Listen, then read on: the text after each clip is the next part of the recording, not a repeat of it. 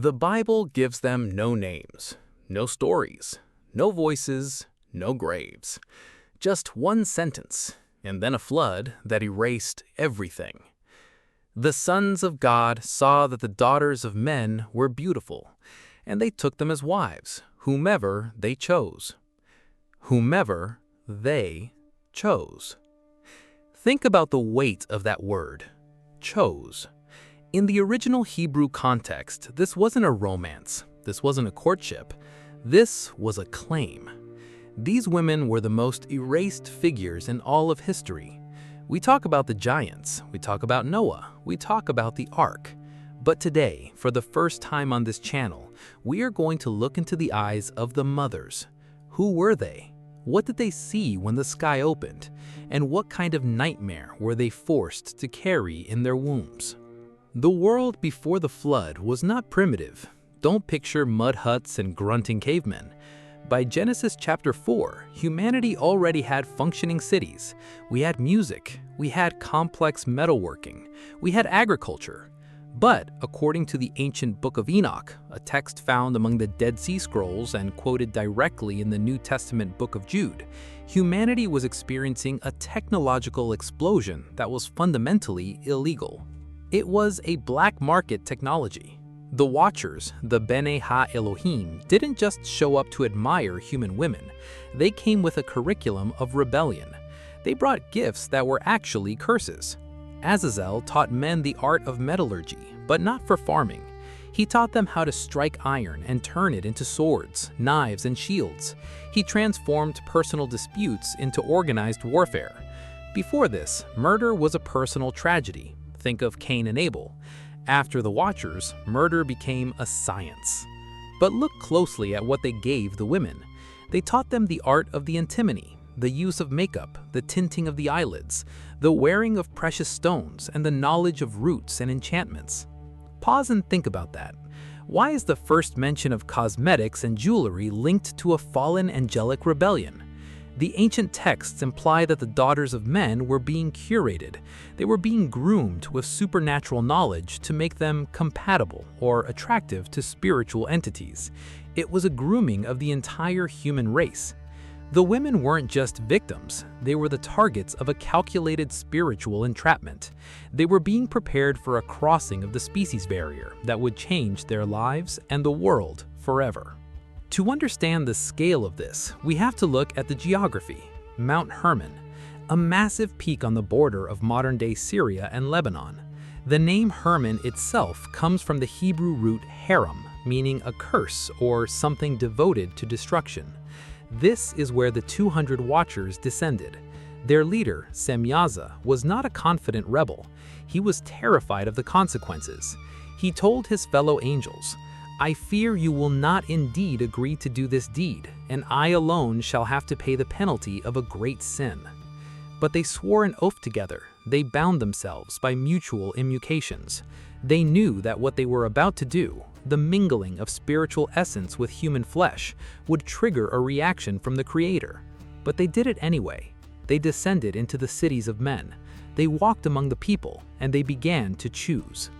Can you imagine the terror of a village when a being of celestial light walks through the gates and simply points at a daughter? There was no law to protect them, no wall high enough to keep them out. The mothers were taken. Now we enter the darker territory, the forensic biology of the Nephilim.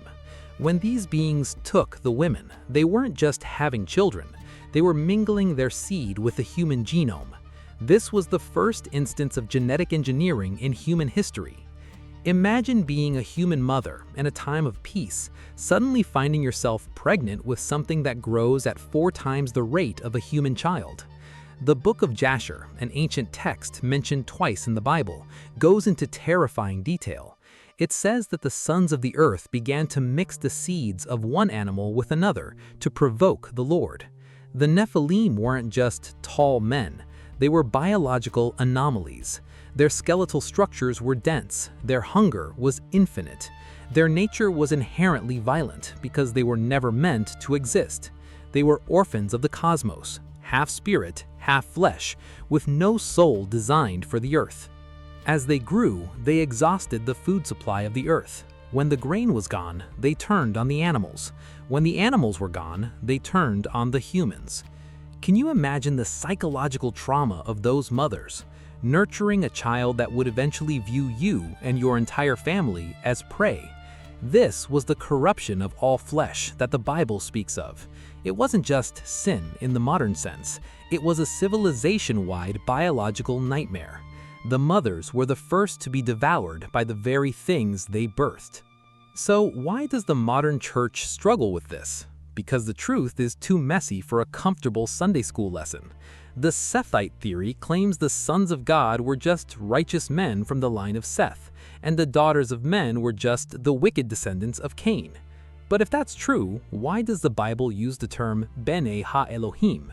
In every other part of the Old Testament, Job chapter 1, Job chapter 2, Job 38, that phrase always refers to angels directly.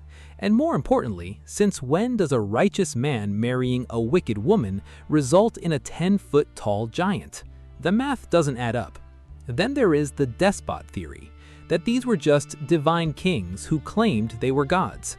But history has seen many despots. Genghis Khan had thousands of wives. Did he produce giants? No. The evidence points back to the angel view. The mothers were the portal through which these fallen beings attempted to occupy the physical world. By corrupting the human bloodline, the Watchers were trying to make it impossible for the seed of the woman, the promised Messiah, to ever be born. If everyone on Earth has Watcher DNA, then no pure human can ever be born to crush the serpent's head. The women were the front line of a cosmic chess match, and they were being sacrificed to stop the birth of Jesus thousands of years before he arrived. So this brings us to the most controversial question of all. Was the flood an overkill, or was it a justice? We often see images of a mean God drowning puppies and babies, but let's reframe the evidence. If the human race was 99% genetically corrupted, if the Nephilim were devouring every living thing, if the thoughts of man's heart were only evil continually because of the spiritual influence of the Watchers, then the flood wasn't an execution, it was an amputation. You amputate the limb to save the body. The Hebrew word nacham, the grief of God, suggests that God's heart was grieved to the gut. He saw the daughters of men and he saw the suffering. He saw the corruption of his design. He saw that the erased mothers were trapped in a world that was no longer human. The flood was the only way to preserve a single, uncorrupted human family, Noah's family, so that humanity could have a future. The erased mothers died in the water, but their story is a warning. It is a warning about what happens when the boundaries between heaven and earth are shattered. But the mystery doesn't end in the water. There were giants on the earth in those days, and also after that. Those three words, also after that, are the most chilling words in the entire book of Genesis. How did the corruption return? Some scholars believe the Watchers descended a second time. Others suggest that the taint was carried onto the ark through one of Noah's daughters-in-law. When Moses sent spies into Canaan centuries later, they didn't see ghosts, they saw physical beings so massive that the Israelites felt like grasshoppers. The mothers of the second wave were just as silent, just as erased. Why does the Bible move so quickly past the women who birthed these second wave monsters? Why are their names kept a secret? Perhaps because their story is a mirror of our own curiosity. We are obsessed with the forbidden, just as they were. We seek the knowledge that was never meant for us, just as they did. No names, no graves, no memorial. Just one sentence and a flood. Were these women victims of the first cosmic injustice, or were they participants in a power they couldn't control? Drop your answer in the comments below. I want to hear your theories on why their names were erased from the record of history. Was the flood an overkill, or was it the only way to save the human race from total extinction? Don't look away from the silence, because the truth is often hidden in what the Bible doesn't say. Subscribe to Controverse. We aren't just reading history, we are investigating the things they tried to hide. I'll see you in the next one.